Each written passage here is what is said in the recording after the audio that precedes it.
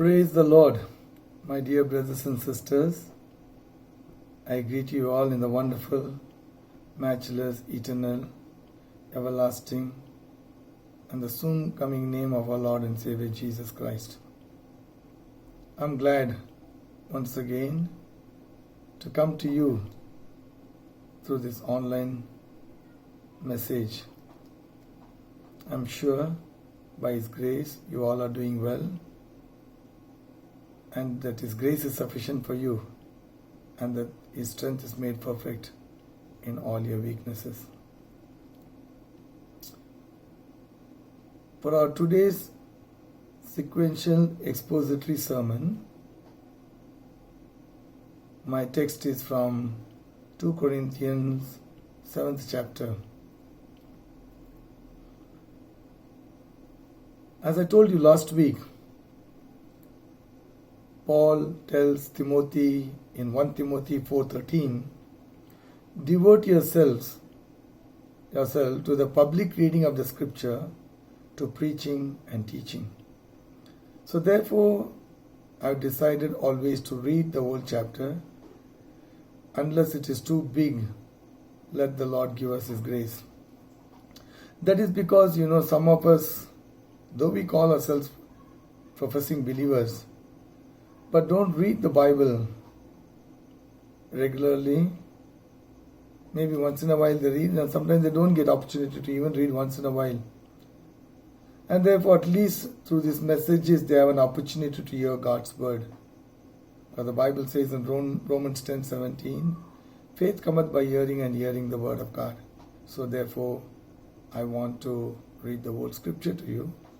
As usual, my request is, please keep your Bibles open, notebooks with you, and a pencil or a pen to jot down the points, so that later on you can search the scriptures to see whether my speaking is right, whether I quote the scriptures properly. And maybe, even as you prayerfully meditate again, God may give you more revelations that you might be able to share with others in an excellent way. And may God use you. Okay, please pay attention. 2 Corinthians chapter 7. Since we have these promises, dear friends, let us purify ourselves from everything that contaminates body and spirit, perfecting holiness out of reverence for God. Make room for us in your hearts. We have wronged no one, we have corrupted no one, we have exploited no one. I do not say this to condemn you. I have said before that you have such a place in our hearts that we would live or die with you. I have great confidence in you. I take great pride in you. I am greatly encouraged in all our troubles. My joy knows no bounds. For when we came into Macedonia, this body of ours had no rest, but we were harassed at every turn, conflicts on the outside, fears within. But God, who comforts the downcast, comforted us by the coming of Titus. And not only by his coming, but also by the comfort you had given him, he told us about your longing for me, your deep sorrow, your ardent concern for me, so that my joy was greater than ever. Even if I caused you sorrow by my letter, I do not regret it. Though I did regret it, I see that my letter hurt you, but only for a little while. Yet now I am happy, not because you were made sorry, but because your sorrow led you to repentance.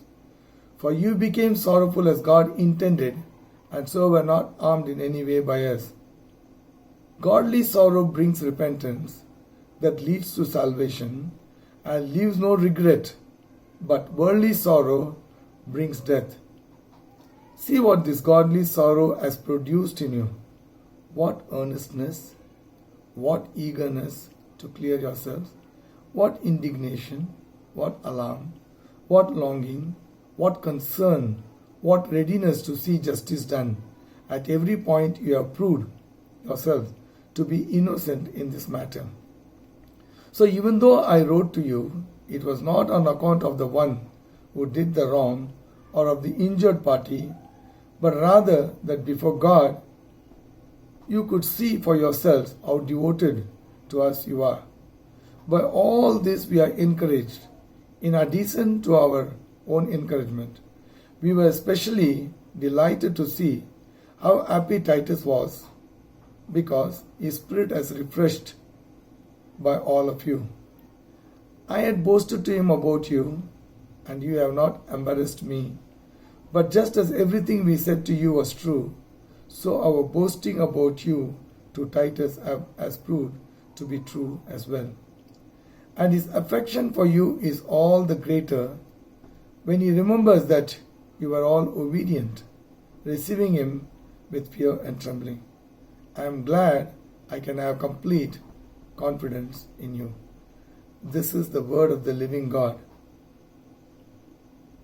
read from the Holy Bible, NIV version.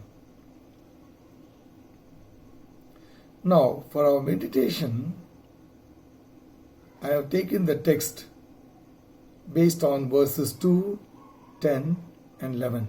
Let me read for you. Verses 2, 10, and 11. Since we have these promises, dear friends, let us purify ourselves from everything that contaminates body and spirit, perfecting holiness out of reverence for God. Godly sorrow brings repentance that leads to salvation and leaves no regret. But worldly sorrow brings death. See what this godly sorrow has produced in you. What earnestness, what eagerness to clear yourselves, what indignation, what alarm, what longing, what concern, what readiness to see justice done. At every point, you have proved yourselves to be innocent in this matter. Shall we pray? Gracious Father, the Lord God of Abraham, Isaac, and Jacob, Almighty, all-powerful, eternal God, the world calls you God, but you have given us the grace to call you Abba, Father. We are grateful to you for your word and for this opportunity to be able to fellowship with each other, even though we are sitting in our own homes around the globe. Yet,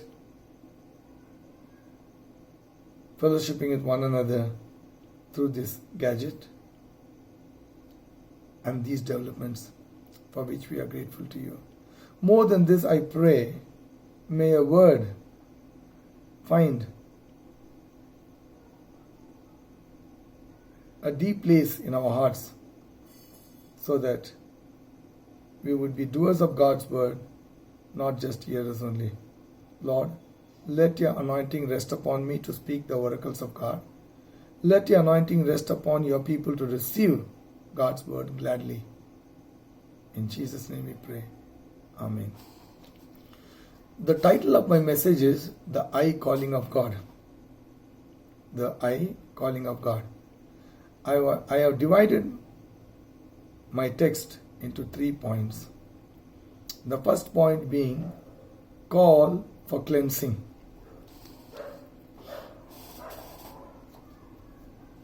I told you I read for you verses 1, 10, and 11. Verse 1. Since we have these promises. NIV says, since we have these promises. NKJV says, therefore having these promises. That means there is something previous to this.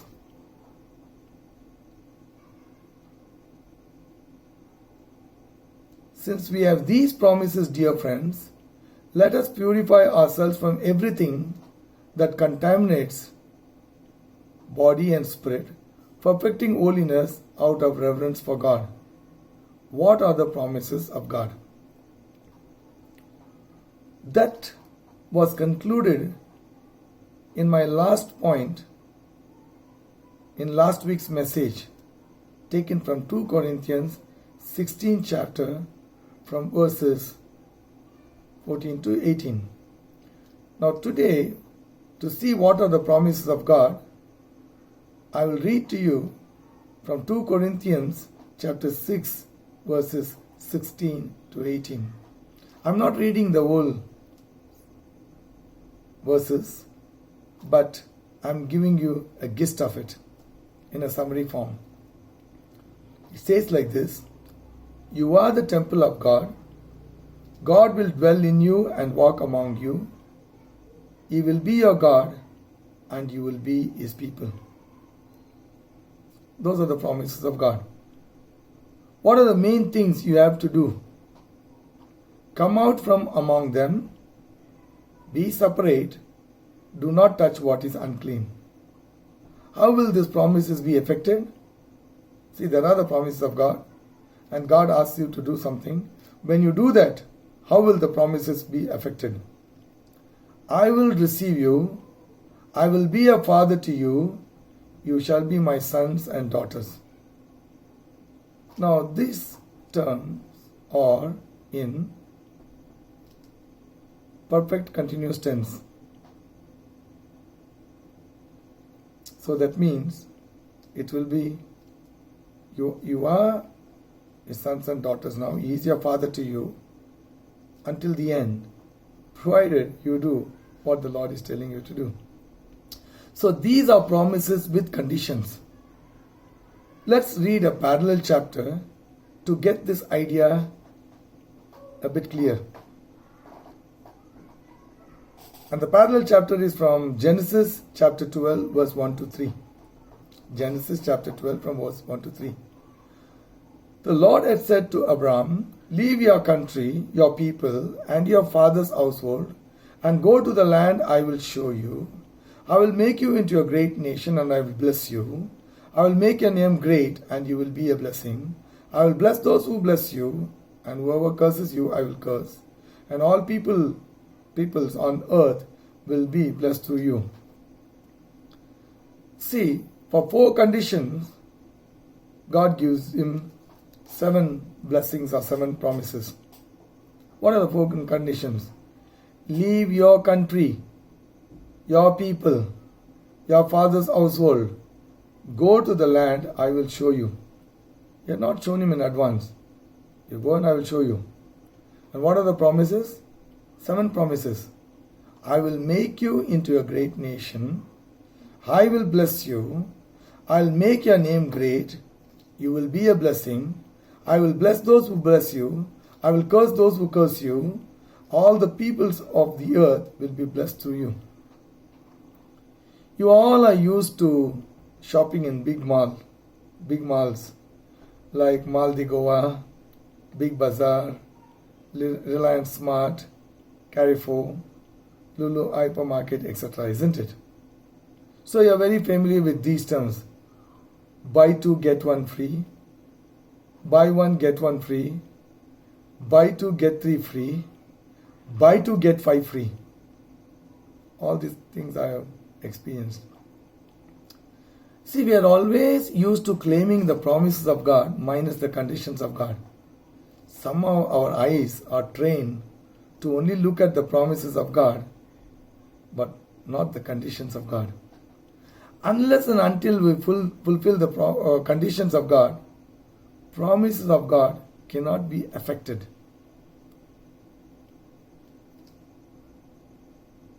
You yourself are the temple of God. Therefore, what agreement has the temple of God with idols? See, when you receive Jesus Christ, according to John chapter 1 verses 11 and 12, He came to His own and His own received Him not. But to all those who received Him, He gave them the right to become the children of God. So, you not only become the children of God, but you become the temple of the Holy Ghost. That is what our about text says. This is God's word and God's declaration. Another scripture taken from 1 Corinthians chapter 6 verses 16 and 17. Do you not know that you are the temple of God and that the Spirit of God dwells in you? If anyone defiles this temple of God, God will destroy him, for the temple of God is holy, which temple you are. Romans 10:9. That if you confess with your mouth Jesus is Lord and believe in your heart that God raised him from the dead, you will be saved. When you say Jesus is Lord, he is everything and all. That's what you mean. He is Lord, God, Savior, Redeemer, King, Master, everything and all to you. When you say Lord, that means he is all these to you. Therefore Galatians 4:9 says, but now after that you have known God, or rather known of God, how turn ye again to weak and beggarly elements, whereunto ye desire again to be in bondage. What he's trying to say is, now that you know God and God knows you, when he's everything and all to you, why do you turn back to those beggarly elements or weak elements of traditions and this and that and etc. Again, going back to not our text, but the text from 2 Corinthians 6 chapter verse 14 to 18. For what agreement has the temple of God with idols? You have become the temple of God. God is in you. When you worship idols, you are making room for idols in your heart. How can God and those idols have anything in common? This is forbidden. Idol worship is forbidden in Christianity. Doesn't matter which denomination you belong to. If you go home and search your scriptures or the Bible, whichever Bible you have, it is very clear idol worship is forbidden in Christianity. See, in our mainline denominations, when our children are prepared for the First Holy Communion, they teach a series of prayers for them. One of that is 10 Commandments. And in the 10 Commandments, the first commandment says, I am the Lord thy God, thou shalt not have any strange God before me. Thou shalt not make thyself for thyself any graven image to adore it. This is the abridged and simplified version for children during the First Holy Communion. But the expanded version is in Exodus chapter 20, verse 2 to 6. That you find in all your Bible, doesn't matter which denomination you belong to. Please check in your Bible. Verse 2 to 6. Exodus chapter 20. I am the Lord your God who brought you out of Egypt, out of the land of slavery. You shall have no other gods before me. You shall not make for yourself an idol in the form of anything in heaven above or on the earth beneath or in the waters below. I simplified this for you. And the simplification is, this means nothing that looks like human beings, man or woman, nothing that looks like birds or flying things, and nothing that looks like four-footed animals or creeping things like snakes and lizards, or like fish, whale, crocodile, hippopotamus, etc. Verse 5.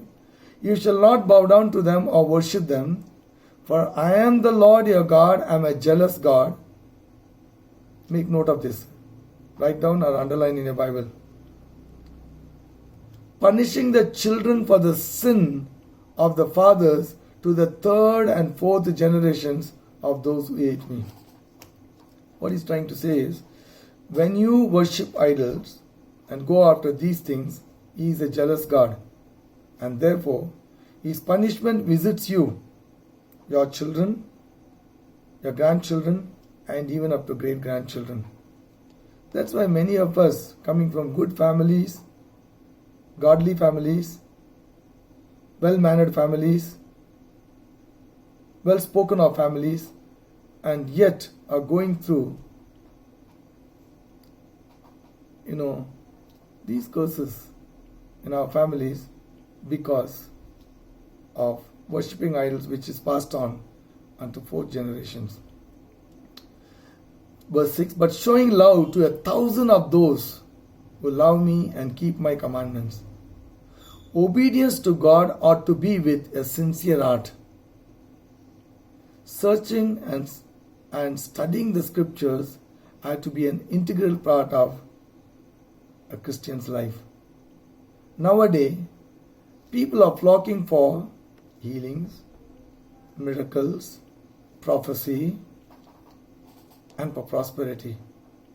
It has its place in a Christian's life. But scriptures ought to be fulfilled in a Christian's life just as the scriptures were fulfilled in the life of our Lord and Savior Jesus Christ. Verse 1 of our text. Since we have these promises, dear friends, let us purify ourselves from everything that contaminates body and spirit, perfecting holiness out of reverence for God. Since we have these promises, my question is, will you want to hold on to the promises which are eternal, or hold on to blessings which are temporal? Both are important. We need day-to-day blessings also, and we need that everlasting blessings also. But the latter is more important than the former. Purify ourselves from everything that contaminates our body and spirit, perfecting holiness out of reverence for God. The things that contaminate us are unequally yoked with unbelievers, especially marriages with unbelievers. Fellowshipping with lawless people was spiritually in darkness and idol worship. These corrupt both the body and the spirit. Remember, I told you in my earlier messages that Greek Gnosticism was spirit is good, but flesh is weak and corrupt, no good. At death, spirit liberates itself from the body, in which it was imprisoned in perfection all the days of one's sojourn on this earth. Since spirit is good and body is weak, therefore anything done in the body doesn't matter. What matters is the spirit and not the body. This is not the biblical teaching. This is Gnosticism, which came from Greek mythology, and even today this is what some people believe and practice. But what does the Bible say? 1 Thessalonians 5:23. And the very God of peace sanctify you wholly, and I pray God, your whole spirit, soul and body be preserved blameless until the coming of our Lord Jesus Christ. Holiness has to be perfected in the fear of God. NIV, in the reverence for God. So holiness has to be perfected in the fear of God or in the reverence of God. This means not being afraid of God, but the love for God causes you to do what God wants you to do. Second point, call for repentance. Verse 2. 2 Corinthians chapter 7 verse 10.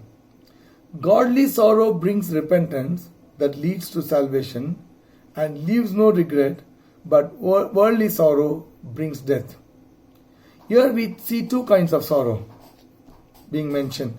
Godly sorrow and worldly sorrow. What are these? New Living Translation. For the kind of sorrow God wants us to experience leads us away from sin and results in salvation. There is no regret for that kind of sorrow. But worldly sorrow, which lacks repentance, results in spiritual death. Let me explain that to you. Worldly sorrow. You feel sorry for what you have done, you weep and cry, but return back to it later for whatever reason you know best, like a drunkard. Godly sorrow, you feel sorry for what you have done, you may not weep or cry, but You repent of that sin and turn to God. The key word involved there is repentance. Let's see two biblical examples of what the Bible has to say concerning repentance. Peter denied Jesus 3 times, but later repented and turned to God. He was restored. Judas betrayed Jesus for 30 pieces of silver. Later he sorrowed over his mistake but went and hanged himself. This is the difference between godly and worldly sorrow. Now we need to know the true meaning of biblical repentance. There are 3 things that is involved in biblical repentance: confessing one's sins, forsaking one's sin, and turning to God. Many people confess their sins and turn to God, but they don't forsake their sins. Therefore, they have not truly repented. While the first and the last may happen instantly, the second one may take a time. It has to be as quickly as possible. Therefore, you need to feel really sorry for your sins and allow the Holy Spirit to help you to get out of it. Let me give you a practical example. If you read the book Chasing the Dragon by Jackie Pullinger, she records one of her accounts like this. One day she was passing from her town to the next town. While going to the other town, she has to pass through a red light area. It was not a posh red light area, it was a common red light area. Sometimes in the common terms, people say cheap prostitutes.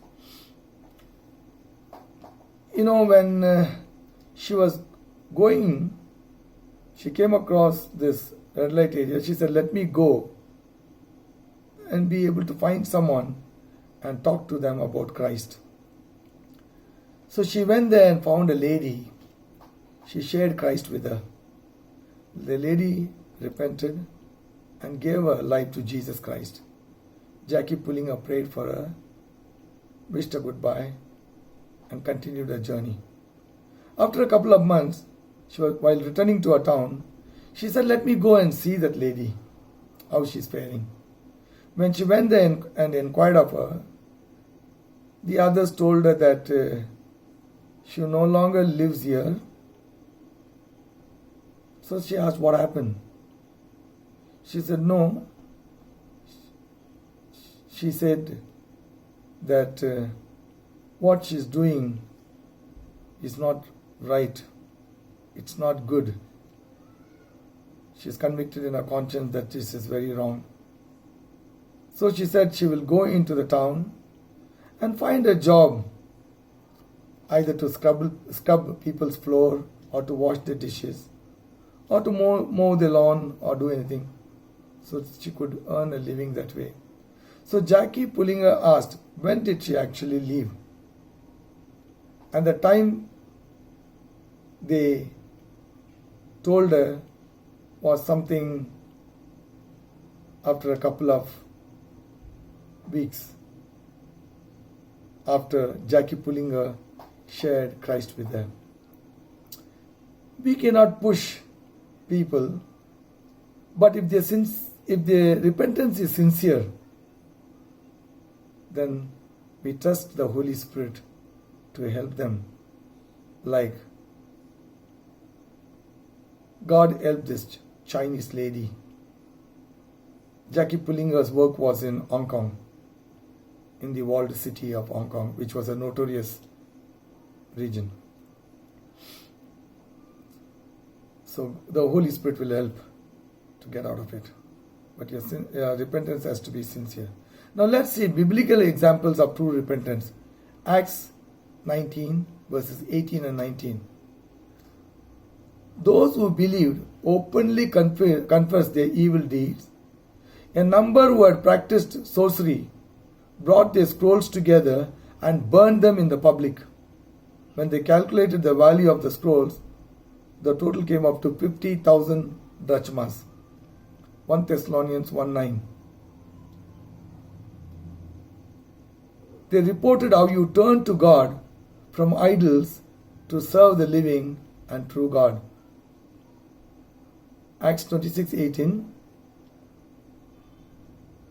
Who opened their eyes and turned them from darkness to light and from the power of Satan to God, so that they may receive forgiveness of sins and a place among those who are sanctified by faith in me. Third point, cachet of blessings. See, when you do what God tells you to do, this is what happens to you. That is in verse 11. See what this godly sorrow has produced in you. What earnestness, what eagerness to clear yourselves, what indignation, what alarm, what longing, what concern, what readiness to see justice done. At every point you have proved yourselves to be innocent in this matter. When we do what God tells us to do, then we have a box full of blessings, a cachet of blessings. And your life will be joyful, glad. Maybe you are still poor. Maybe your earnings hand to mouth. Maybe you eat very common food, but yet the joy of the Lord will be your strength. And you will rejoice in Him. And you will be blessed. Conclusion. To appropriate the promises of God, there ought to be thorough cleansing.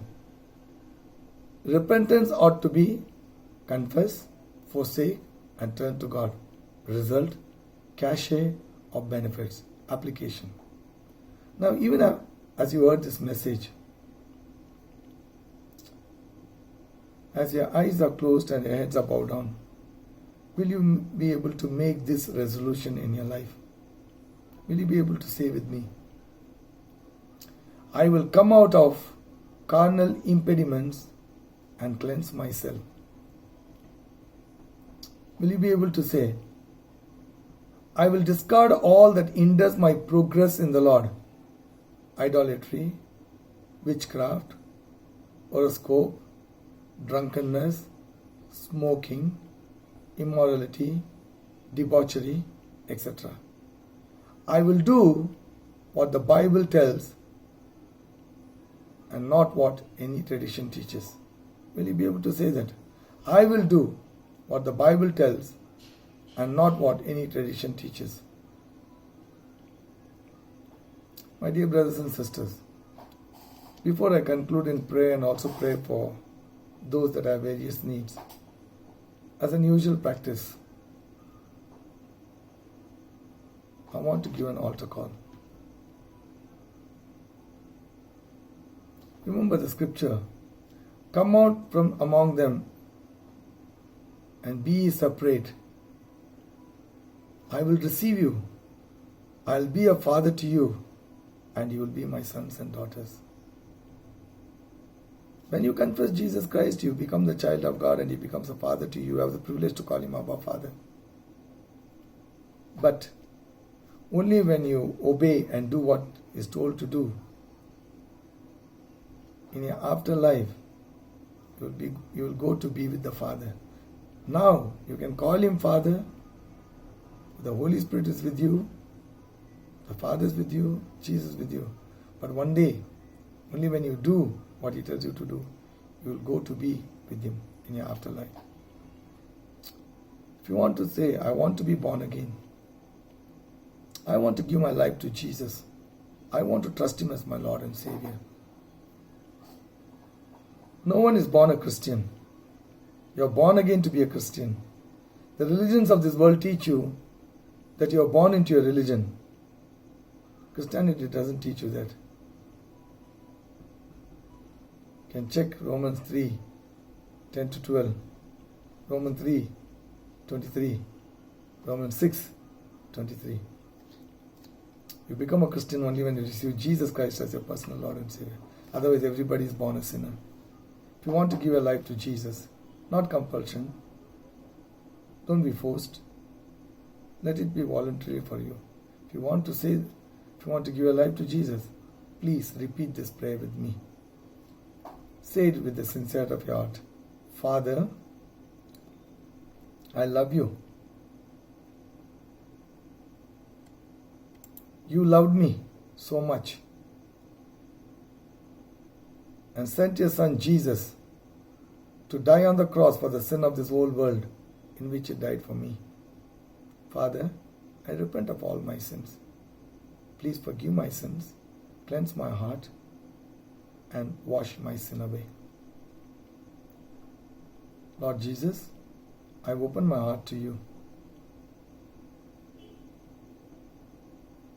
because you are willing to die for me. I believe that you died for my sin, you were buried, you rose again on the third day, you ascended again, you ascended into heaven, and you are coming again to judge both the living and the dead. Come into my heart to be my Lord, my Savior, my God, my King, my Guru, my everything and my all. From this day, I want to live for you. I will read the Bible, and from there I will know how to live for you, and I will live for you. Give me the grace to live for you. In Jesus' name, Amen. Thank you, Father, for making me your child. Now let me pray for those of you who are going through one kind of infirmity or the other, one kind of sickness or disease, one kind of cancer or tumor, one kind of bondage or the other. Even those that are suffering from COVID, some are quarantined. If you are contemplating any divorce, I would plead with you not to go into it. Stay with the covenant marriage of God. Doesn't matter whom you married, you have chosen to marry the person. So stay in the covenant of marriage and trust God to set your marriage right. If you are divorced, you can still pray to God to ask to bring you back to the spouse. Or if it's a long time since all this has happened, pray and trust God for a better future and for a better walk with Him. Let me pray for you. Father, I thank you for this message you have spoken to us today. We are grateful to you. Father, I pray, O God, may your people become doers of God's word, not just hearers only. I pray for your people who are going through one difficulty or the other, one kind of infirmity or the other, one kind of sickness or the other, even those that are infected with COVID, those that are quarantined, those that are recovered, those that are contemplating divorce, those that are divorced, those that are suffering from cancer, tumor. In the name of Jesus Christ of Nazareth, I break every yoke of bondage over your life in Jesus' name. I command every infirmity to leave, every sickness to leave. I speak healing. If there's any barren, or if anybody is going through repeated miscarriages, I speak fruitfulness in your life. Father, I pray, by your grace and mercy, Lord, please hear our prayer. Next year by this time, may you give an opportunity to these, either to carry a child in the womb or in their bosom. Cause it to happen, O Father. Thank you, Lord, for hearing our prayer. For those that are going through financial difficulties because of no jobs, loss of jobs, half salaries, no salaries, Father, I pray, give grace to your people to help one another. And Lord, you provide for them. I know you will always provide for your people. Provide for your people. In Jesus' name we pray, and in Jesus' name we ask. Amen and amen. Now the benediction. Now unto him that is able to do exceeding abundantly above all that we ask or think, according to the power that worketh in us, unto him be glory in the church by Christ Jesus throughout all ages, world without end. God's people said, Amen. God bless you. Have a good weekend. And may the coming week and this new month be an excellent month of God's favor upon you. In Jesus' name, Amen.